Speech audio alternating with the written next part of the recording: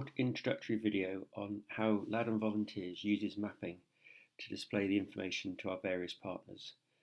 The purpose of this is to show you what maps can do and to enable you to get information from a map program.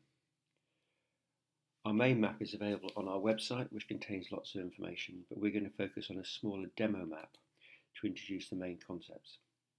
Both maps are available from that key info page on our website. So the software we use is called ArcGIS, and we use the free public version. Through the software we can determine where the map opens up at startup and what information it shows at the beginning. We're based here in Lowdham in Nottinghamshire, and we work with other flood groups in the area such as Southall Flood Forum and Thurgerton. Within ArcGIS you have the normal capabilities of zooming in and out, and you can also change what is called the base layer, so you can show things like a satellite image, or you can show the basic street image. Now the clever thing about mapping is something called layers. These are a bit like the transparencies that you had on an old-fashioned overhead projector. Just got a few things here to show you. So as we zoom in, we've already got the properties layer turned on.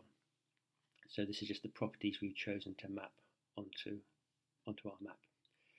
We also have a group that record the levels of the river as it flows through the village at key points.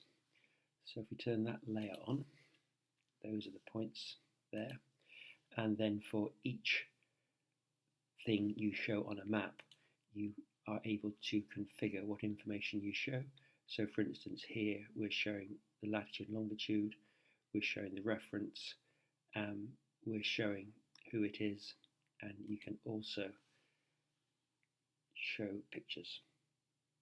So this is quite useful to show more information about a given point on a map.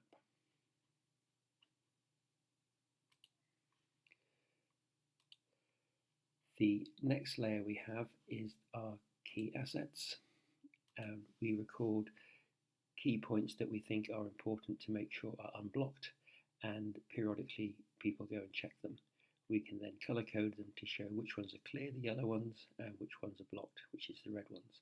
This is very useful for sharing with the authorities who are responsible for clearing the drains and things. We also have help through the Trent Rivers Trust, who have produced some natural flood management in Southall. And as you zoom in, here are some of the interventions that they have done in order to slow the flow of water into Southall.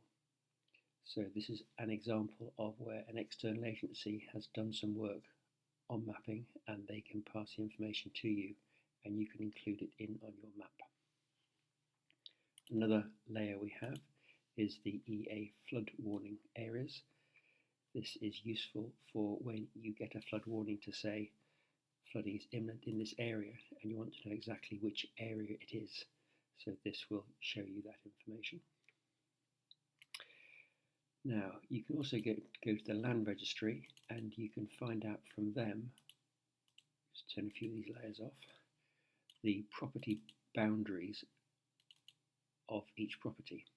Now where this is useful is when you come to riparian ownership, which is who owns which bit of the beck and things.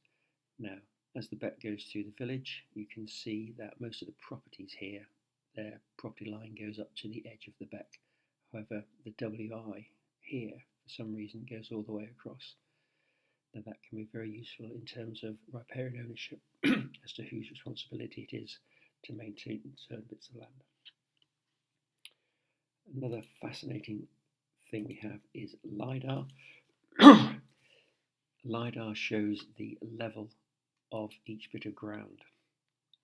Lowdham has hills around it, and the Cockerbeck flows through the valley and then through the village. What is useful about LiDAR is it can tell you the height of various bits of land. So for instance, when you're in the valley here, the height is 23.3 metres. I think that's above sea level, whereas when you're on the surrounding hills, it is around 45 metres high. So it'll tell you the height of various bits of land, and what this means is when you zoom in,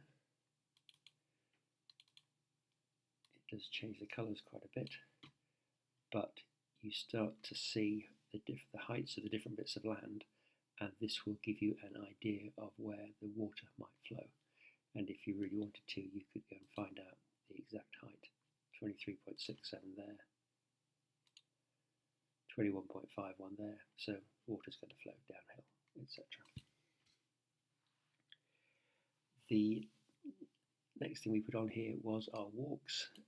Doesn't have to all be about flooding, so Mike and Jackie Hoare kindly did 20 circular walks around Lowdham, and we've managed to put the first 4 of them onto our map. So there you can see some nice simple circular walks. By turning the LiDAR on and off, you can see which walks take you up high and which ones don't. And if you have a smartphone with you, you can also get the details of the walk in case you get lost. So I hope that's given you a flavour of what mapping can do. If you have any questions, please give us or drop us a line at loudandflag@gmail.com. Thanks very much for watching.